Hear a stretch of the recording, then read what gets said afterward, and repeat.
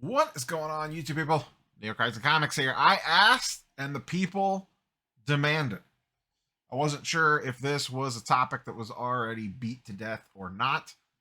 We are talking about Rob, not me, the sports card therapist Rob, and his mega bid slash shill bid slash market manipulation antics over the last few days and then the fallout thereafter.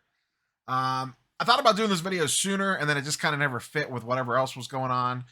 And then by the time I got to it midweek this week or early week this week, I figured this was kind of a dead horse by this point. Everyone had kind of taken a swing and beaten on it. But I ran a poll, and as of time of recording, about 60% responded saying, yes, I would like your take, or I have no idea what you are talking about. And I think that is a semi-fair thing. Sometimes, and I have to remember this for my own self, that I shouldn't assume that someone watching my channel or my videos knows or is in the zeitgeist of seeing this over and over and over and over again. Sometimes I live in a bubble where I have heard about this story 35 different times now, but someone viewing my channel may not. So even though it is a dead horse to me, for someone watching this, it may not be.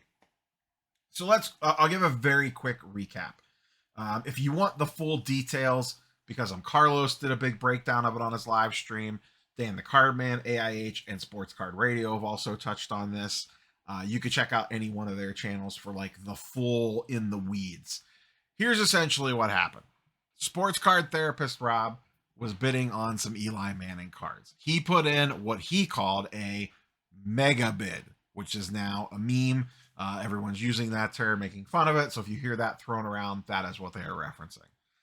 Mega bid just means he put in an extremely high max bid on an item with the intention of wanting to pick it up. He's an Eli Manning collector, I guess. It was a gold prism. He puts in a super high bid. Someone keeps running up the price. He thinks the card is being shilled. In reality, someone else just really wanted the card. I believe there was multiple cards. In the end, because he thought it was shilled, he decides not to pay for it. The guy that finished second, that he thought was shill bidding him up, truly wanted the card, reached out to the seller after a few days and said, hey, I'm curious, did this get paid for or not? I'm interested in the card, and if it didn't get paid for, keep me in the loop. And the seller said, funny enough, no, it did not get paid for if you were, and then they worked out a deal for it, essentially. As part of that, the guy that finished in second asked for the buyer's name that non-paid. Through some research, connected the dots, he figured out that it was Rob, the sports card therapist, that did this on multiple cards. It blows up on social media. Rob makes a probably not great decision. Don't go live 30 minutes after all the shenanigans break. Take a deep breath, think about it, process things. The live made things honestly worse, in my opinion. I don't have a copy of that handy. He pulled it down shortly after posting it, probably realizing it was a mistake. Fast forward from there, another day goes by. It's making the rounds on the content circuit. He basically ghosts everything. Deletes his Instagram, deletes his eBay profile. You can see I have his YouTube channel pulled up here. All the videos have been removed or made private. You can see deleted or removed. Almost 250,000 views worth of videos over the lifetime of his channel. I believe his podcast has been pulled down, or at least the episodes have been pulled from those various platforms. So he basically went full nuclear here. Now, let's get the basics out of the way. Hey, if you bid on stuff, pay for it. Simple as that. I should also mention there was some shenanigans with him submitting private sales to Card Ladder to potentially bring the prices of other cards down because he was submitting low sales. So generally speaking, people are running this shill bidding. It almost feels like this whole thing is more just market manipulation in general, more so than like straight shilling, because he wasn't bidding on his own card running at auction. He wasn't having a buddy bid on it. it was almost he was running up the price to either increase the value of his own collection, but then on the flip side, he's submitting low private sells the card ladder. So I'm just going to go with this as more a case of he got caught manipulating the market prices, both high and low, because he admitted to doing the low side. And then once this all comes out, poof, he goes disappear. Now, why did he just ghost everybody? I think it's honestly one of two things. Either one, there is way more floating out there, and he now that the cat is out of the bag, we've talked about this before. The internet detectives always win, especially now that there's blood in the water. So if he had anything else, skeletons under the bed, people were going to pick apart everything and dig and see if they could find anything else on it. So if he had anything else out there, by just blank slating everything overnight, that's now all gone. He's basically just disappeared. The other side of it, well, before we move on to the other side of it, the other thing too is that, and I did not subscribe to Rob's channel. I watched some of his content and when it would pop up. I should have kind of opened with this. I don't really know him personally at all. I think I've been on a live stream with him once. I think I was in the same room with him at the National, but we never really talked. He's in the Content Creator Fantasy Football League, but we've had zero interaction. I don't know what will happen if anything with that. He's already paid his entry fee. There's no prize for that league. So I don't know that it really affects anything unless he just lets his team run dormant. It doesn't really matter. There's no prize for that. It was all a donation to go to the national winner. So it doesn't really matter that he disappeared from that as well. So I don't know the guy personally, never really interacted with him more than a couple pleasantries here and there. And like I said, I think we were both on one of Dustin's live streams for like a hot minute. He popped on for a couple minutes on and off Senate or something. I don't remember, but I feel like I've been on a live stream with him somewhere for a couple of minutes. And then he pieced out. It may have been actually the night of the fantasy football draft. I think that was what I'm thinking of regardless. So that's kind of my background with Sports Card Therapist. I have no real direct dealings. And I'm not going to sit here and throw shade for someone. Like, I know him and Dustin did some lives like a year ago. He's had tons of other people on and off his channel. You know, we pop on these live streams. Sometimes we know the people really well. Sometimes we don't. It is what it is. You're going to cross paths with people, and everyone's a great person until they're not. So it's not like we're sitting here as content creators running police background checks on people before we have someone on a live. Obviously, we know the reputation going into the live. Otherwise, we probably wouldn't have them on. So, you know, it is what it is. Everyone's a great person until they do something dumb and then they're not. So I'm not going to hold anyone to the feet to the fire if they interacted with him or had him on a live or a podcast or a guest appearance or they went on his channel, because up until this point, there wasn't really like a lot of smoke blown around him. So it is what it is.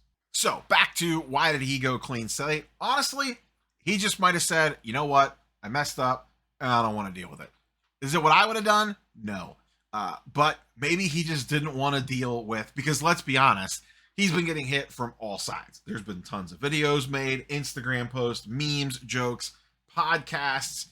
Everyone and their brother is coming out and going after him for this non-payment / market manipulation. In the grand scheme of things, and listen, he messed up. I am not defending him at all, especially when you go back and read and listen to some of his content, and he's actively going after saying non-payers are like evil people and shill bidding's bad and, you know, all this other nonsense. If you go back and listen to some of his content, it is extremely hypocritical now in hindsight, which is probably another reason why he deleted all of it. But at some point, there is like a mental aspect of this where you might not want to just deal with all this stuff coming at you and just say, you know what, forget it, I am done. And that legitimately could be part of it as well. Like I said, I don't know him personally. I don't know how he lives his life, but that could 100% be part of this as well on why he would just go nuclear and delete everything, is because maybe he just didn't want to deal with the blowback.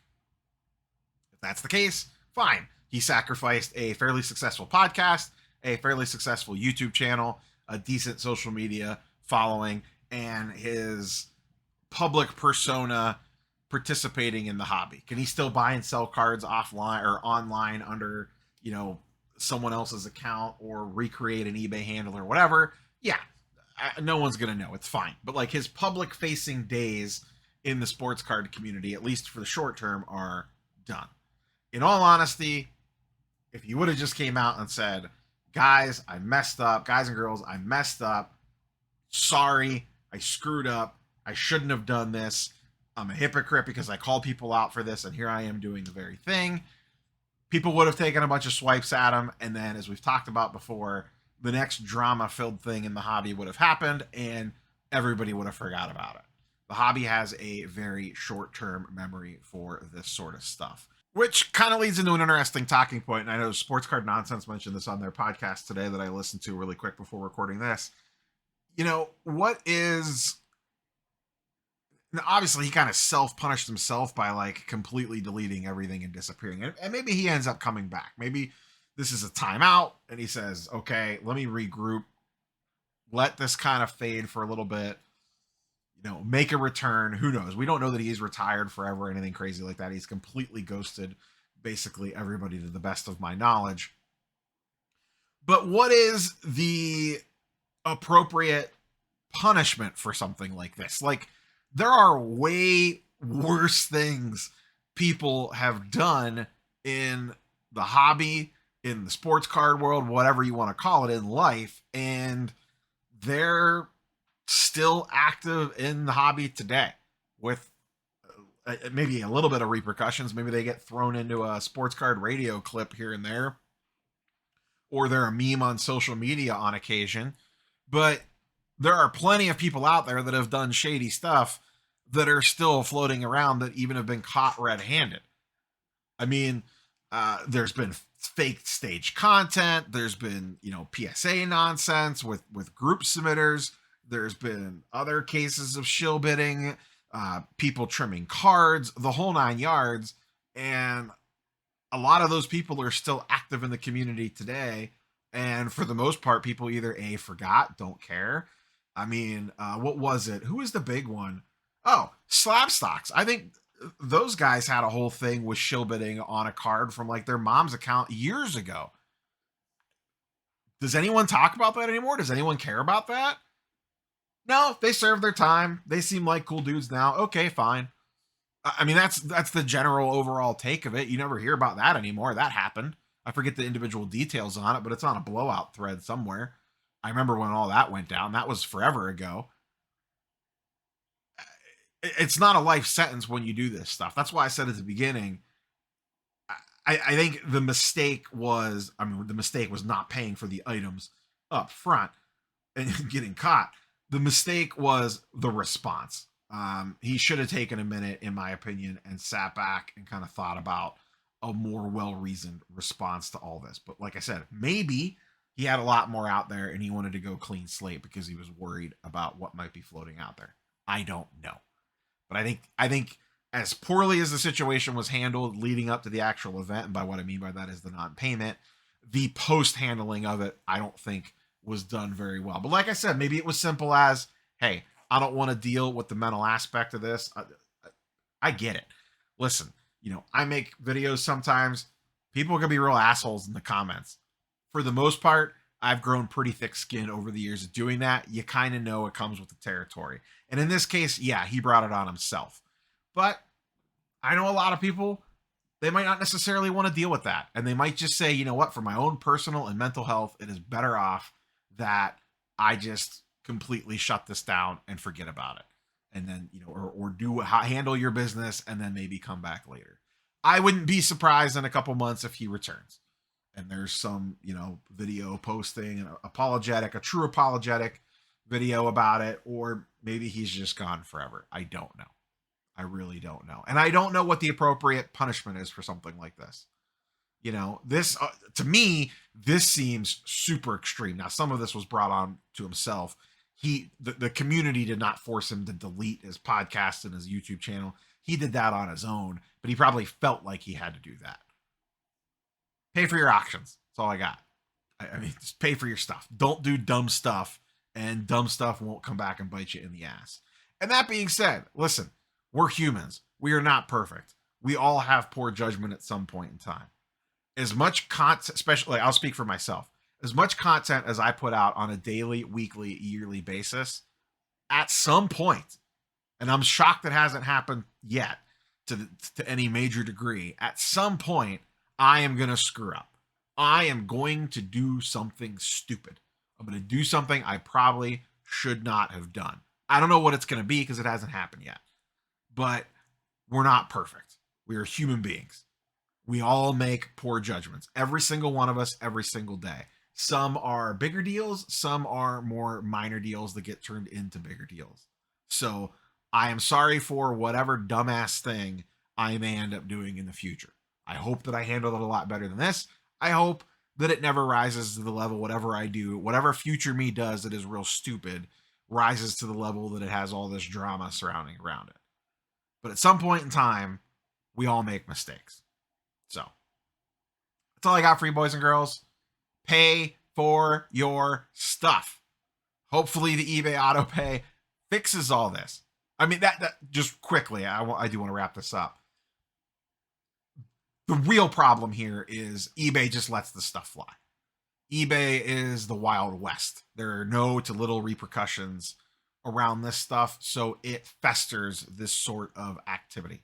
Now, hopefully, with some of the changes that they're making, that gets cracked down a little bit and saves people from themselves. So, that's all I got for you, boys and girls. Happy hunting on your mega bids this Black Friday. Catch you on the next one. Peace.